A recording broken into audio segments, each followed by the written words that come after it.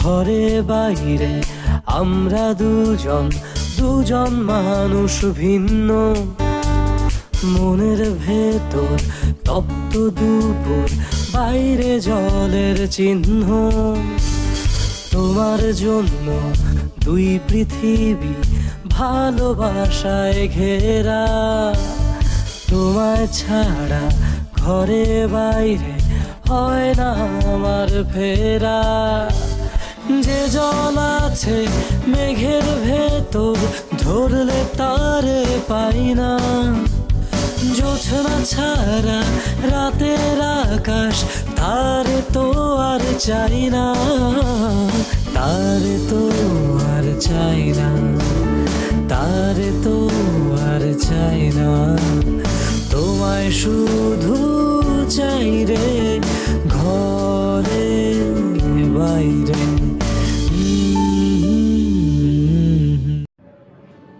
আপনি আমাকে ক্ষমা করবেন আন্টি। আপনি যদি আজ আমার নিজের মা হতেন, আপনি নিশ্চয়ই আপনার সন্তানকে ক্ষমা করে দিতেন, তাই না? আমি যাদের সাথে কাজ করি ওরা ভাবতেছে কি আমি সবকিছু গীতালি আপারে বলে দিব, সেজন্য ওরা আমারে মারার প্ল্যানিং করতেছে। কোথায় যাচ্ছ? দেশের বাইরে। আবার নতুন নাটক? না, কোনো নাটক না। আবার পেঁচাই কোনো মহিলা? সরাসরি আমাকে দিয়ে দিলে অসুবিধা কি? আরে সেই এত চিৎকার চেঁচামেচি করছিস কেন বলতো? আরে মা, এই মেয়ে এই বাড়িতে কি করে এলো? ওকে যেতে বলো এখান থেকে। এই মেয়ে করছিস কেন? ওর নাম নাই, ওর নাম ধরে বল না। ভাইয়া ঠিক আছে, তুমি প্রয়োজনে জোরে একটা আমাকে চড় মারো। চুপ, শোন শোন, একটা কথা বলি না, এখন নাকে নাকে কান্না শুরু হয়ে গেছে। বাবা শোন, হয়েছে অনেক হয়েছে, আর বকাবকি করিস না। শেখা, যা ভাইয়ের কাছে গিয়ে সরি বল, যা। ভাইয়া আমি তোমার পায়ে ধরে মাফ চাইবো। তুমি তো আমাদেরকে শিখিয়েছো কখনো কারোর সামনে মাথা নত না করতে। ও, মাথা নিচু করতে মানা করেছি ওটা মনে থাকে, আর এখানে সেখানে গিয়ে সমস্ত কাণ্ড করার সময় এই ভাইয়ের কথা তো মনে থাকে না? হ্যাঁ শোন, ও ভুল বুঝতে পেরেছে, সব কিছু ছেড়ে ছুড়ে বাসায় চলে এসেছে। সত্যি ভাই, আমি সব কিছু ছেড়ে দিয়েছি, ভাবছি এমবিএ করব যদি তুমি অনুমতি দাও। কতদিন ধরে বলছি যে সমস্ত কিছু ছেড়ে ছুড়ে দিয়ে পড়াশোনাটা ঠিক মতো করতে, এখন বলছে তার অনুমতি প্রয়োজন। হ্যাঁ মা, তোমার ওই ঘুম কাতুরে ভাইটা কই? হ্যাঁ, ও তো অফিস থেকেই ফেরেনি, ঘুমাচ্ছে না তো। ও, তাহলে তো আজকে বাসায় খুবই ভালো একটা সুবাতাস বইছে। আমি তো ভেবেছিলাম যে বাসায় আজকে একটু ভালো মন্দ রান্না টান্না করা হবে। কই, তাকে ডাকো, বাজারে টাজারে পাঠাই, তা তো সে নাই বাসায়। অফিস থেকে এখনো ফেরেনি, চলে আসবে। মামা মনে হয় চলে এসেছে।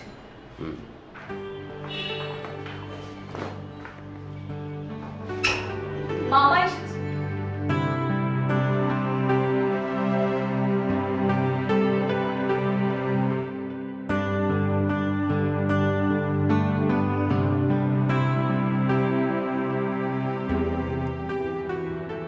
যাক, অনেকদিন পর আমাদের একটা স্বপ্ন পূরণ হলো।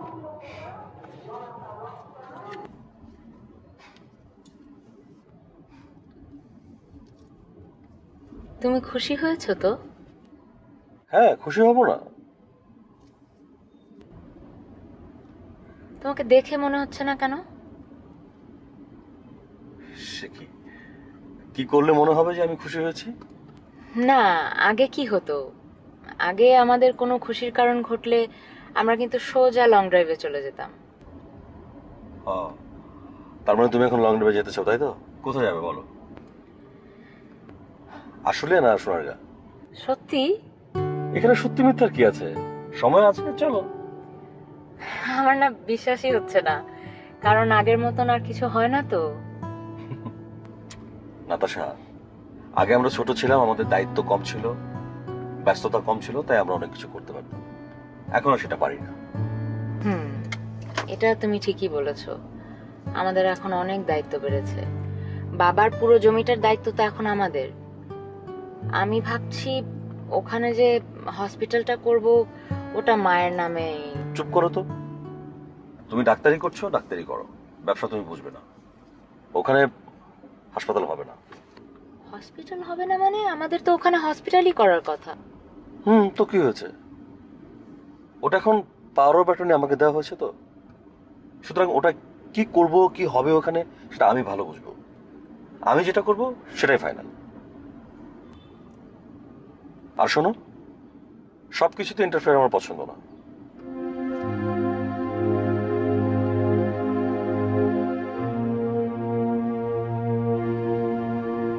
কি হলো, মুড অফ হয়ে গেল?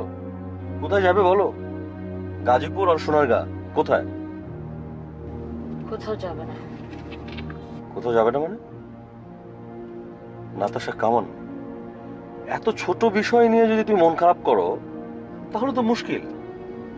আমার কোথাও যেতে ইচ্ছা করছে না, আমাকে নামিয়ে দাও। কোথায় নামিয়ে দেবো?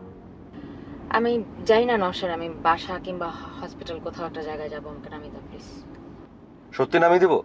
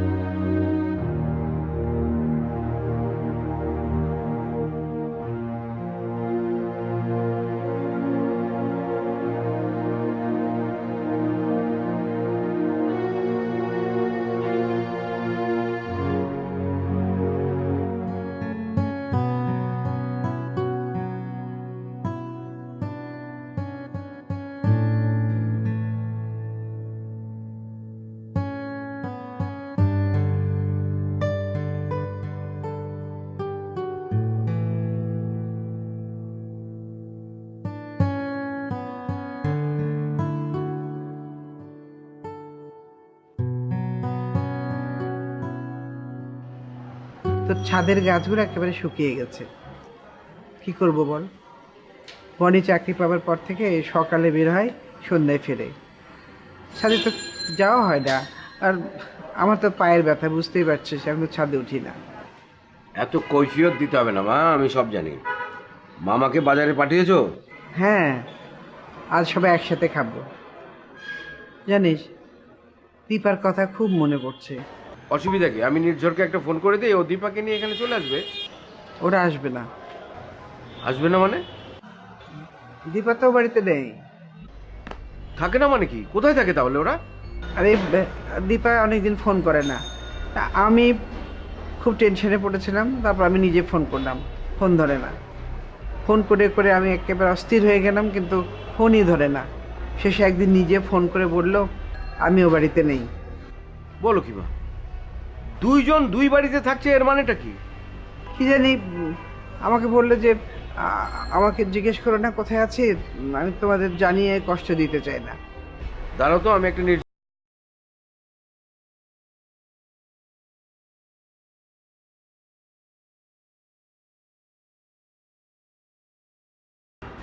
আমিও চেষ্টা করেছিলাম, কিন্তু কেউ ফোন ধরে না। পরে একদিন বিয়ান সাহেবকে ফোন করলাম, উনি ফোনটা ধরেই বললেন আমি খুব ব্যস্ত, বলেই রেখে দিলেন। তারপর উনিও আর ফোন করেনি, আমি আর ফোন করিনি। বলো কি? তার মানে ওই বাড়িতে একটা বড় ধরনের কিছু ঘটেছে তোমার এই মেয়েকে নিয়ে, না মানে? থাম থাম, রাগারাগি করিস না তো, মাথা ঠান্ডা কর। কি হয়েছে সেটা জানতে গেলে সরাসরি ওদের বাড়িতে যেতে হবে। তুই যদি যাস তাহলে তো তোকে অ্যাভয়েড করতে পারবে না, বাধ্য হয়ে সব বলবে। আচ্ছা, আমি দীপাকে একটু জিজ্ঞেস করি, দাঁড়াও।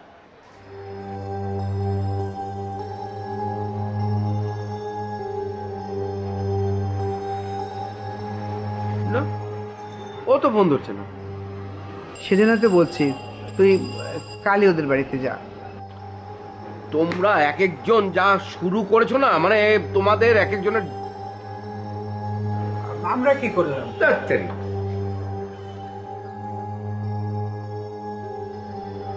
ব্যাপারটা ভালো করে না বুঝে রাগারাগি করে।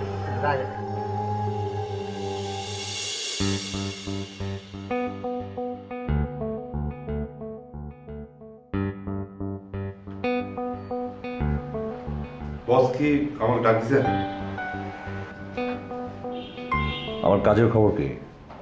কোন কাজ? কাজ তো তোমাকে একটাই দিয়েছি, লোপা। ও, তাক তো সুযোগ মতো আমি পাচ্ছি না বস। বাই দ্য ওয়ে, সে কি কোনোভাবে আমাদের প্ল্যানটা জেনে গেল? সেটা তো আমি করতে পারবো না বস, তবে এটা করতে পারি যে সে আগে আমার সাথে যোগাযোগ করতো, টাকা পয়সাও চাইতো, ফোন টোন দিত, কিন্তু এখন কোনো যোগাযোগও করে না, ফোনও দেয় না, টাকা পয়সাও চায় না। আর আপনি কইছেন যে কাজটা করা লাগবে খুব সাবধানে, কোনো প্রমাণ রাখা যাবে না। এখন তো মাসের প্রায় শেষ, ও মাসের খরচ নেওয়ার জন্য এখানে আসবে। কাজটা এখানেই করে ভালো। বস এই জায়গায়? এখানে আমার চোখের সামনে।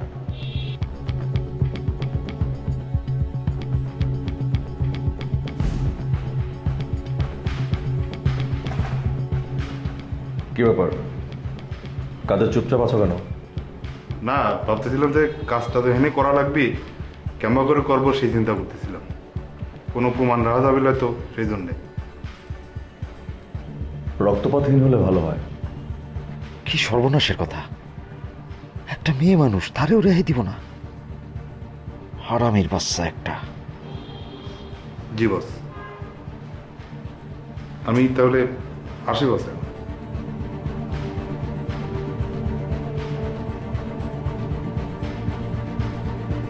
এখন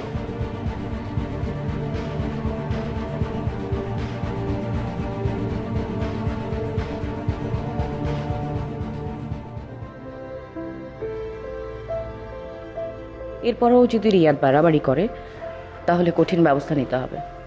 ওর শখের পাগলামি ঘুচিয়ে দিতে হবে, আর শিখাকে সাবধান করতে হবে। আমার বোনটা যে কেন এত বোকা, এই ছেলেটা আমার পুরোটা জীবন এলোমেলো করে দিল। নির্ঝর সেই কঠিন সময় আমার পাশে এসে দাঁড়িয়েছিল, সেই নির্ঝরই আমাকে আবার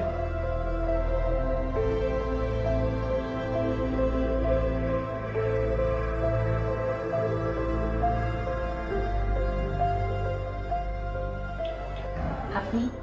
হ্যাঁ, কেমন আছো তুমি?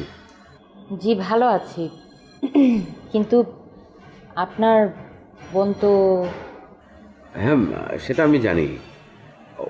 নির্ঝরের সাথে একটু কথা বলতে চাচ্ছিলাম, আমাকে ফোনে পাওয়া যাচ্ছে না, তাই ভাবলাম যে সরাসরি বাসায় চলে যাই। ও, ভাইয়া বাসায় নেই। কোথায় গেছে? মানে কখন এলে ওকে পাওয়া যাবে? কখন? অ্যাকচুয়ালি ভাইয়া এখানে থাকে না। কোথায় থাকে? দেখুন, আপনার সাথে তো আপনার বোনের কথা হয়, আমার ভাইয়ের খবর জানার কি দরকার আপনার? আসলে মানে আমি শুনেছি একটা বিষয়, কিন্তু তাই ভাবলাম যে ওদের সাথে সরাসরি কথা বলি, দেখা করে আসি। আপনি একটা কাজ করুন, আপনি এগুলো সব কিছু আপনার বোনের কাছ থেকে জেনে নেবেন। আমার ভাই এগুলো নিয়ে কথা বলবে না। তাছাড়া দীপার কারণে ইনফ্যাক্ট ও আমাদের থেকেও ডিট্যাচড। এগুলো নিয়ে আর কথা বলার কোনো মানে হয় না।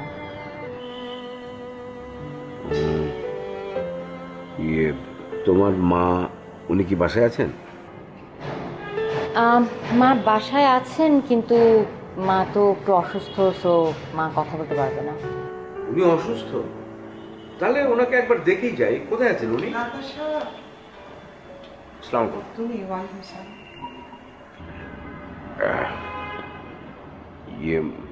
আপনি যে অসুস্থ সেটা তো আমরা কেউ জানি না।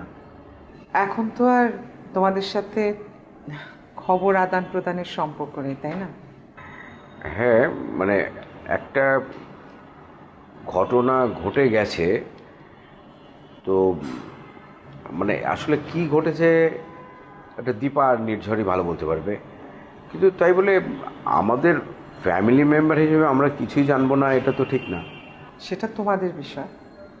আমার তো মনে হয় দীপার বিয়ের আগে ওর সম্পর্কে সব বিষয় তোমরা আমাদের জানাওনি বা জানানোর প্রয়োজনই বোধ করোনি। কোন বিষয়ে? মানে নির্ঝর তো সমস্ত কিছু জেনে শুনেই দীপাকে বিয়ে করেছে। আপনি কোন বিষয় জানতে চাচ্ছেন আমি ঠিক বুঝতে পারছি না। আমি আসলে এগুলো নিয়ে কথা বলতে চাই না, আর বলে তো কোনো লাভও নেই। আমি সব কিছু ভুলে যেতে চাই। আমরা সবাই মিলে একসাথে বসে যদি না, আমি ইন্টারেস্টেড না, আমরা ইন্টারেস্টেড না। আমার শরীরটা ভালো না। আমি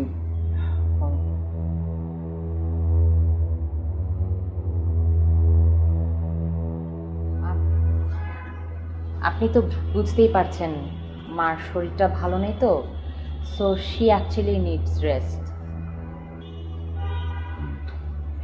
আচ্ছা আসি।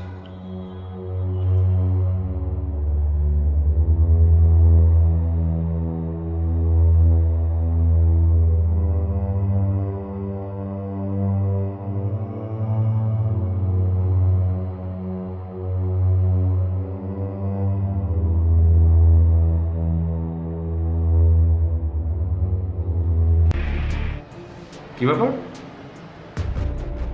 আপনি এই বাসায় কেন? নিশ্চয়ই কোনো ভোট পাকাতে আসছেন নাকি? এক্সকিউজ মি, আপনি যেন কে? আপনি যে বাসায় এসছেন, এই বাসাটা আমার, আমি নরশের। ও হ্যাঁ, তাই তো, আপনি তো নির্ঝরের বোনের। ঠিকই ধরেছেন, কিন্তু আপনি এখানে এসছেন কেন?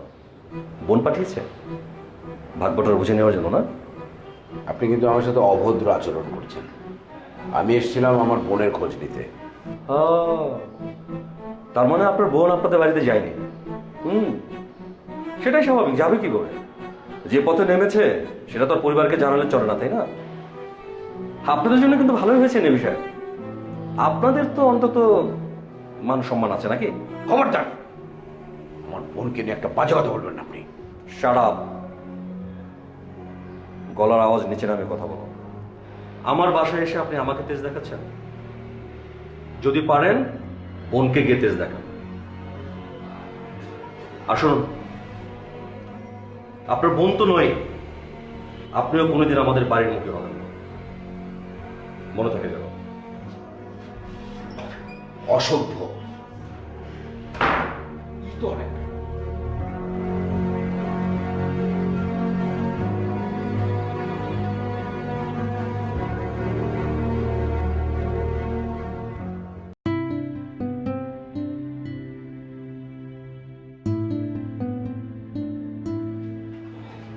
Good morning. Good afternoon. মানে কি? কয়টায় উঠেছো দেখো? আচ্ছা, ওই পারভেজ টেবিলে কোনো চেঁচামেচি করেছে নাকি? চেঁচামেচি করেছে শুধু, বলেছে আজকে দুপুরে তোমার একবেলার খাবার বন্ধ। আচ্ছা, এটা কোন ধরনের শাস্তি বল? সপ্তাহের প্রত্যেকটা দিন অফিসে যাই, দেখ কেমন শুকিয়ে যাচ্ছে। আজকে একটা দিন একটু ঘুমাতে পারবো না? কালকে আমি পারভেজকে দেখেই বুঝেছিলাম এই সপ্তাহের ছুটি একদম মাটি। আহারে মামা, তুমি কত পাল্টে গেছো না। রোজ সকালে অফিসে যাও, তোমাকে দেখি না মায়া হয়।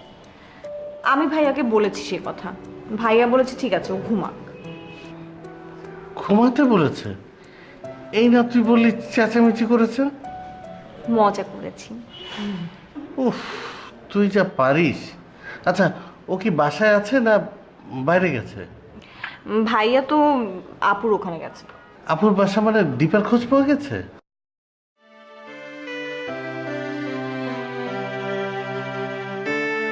আচ্ছা, তুমি এক কাজ করো, তুমি চলো তো আমার সঙ্গে, আমাকে নির্ঝরের কাছে নিয়ে চলো। ভাইয়া, ভাই তো আস্তানায় নাই, তার মনটা কদিন ধরে ভালো নাই। আমার বললো যে সে কদিনের জন্য একা থাকবে, ওই জন্য কই যেন চলে গেছে।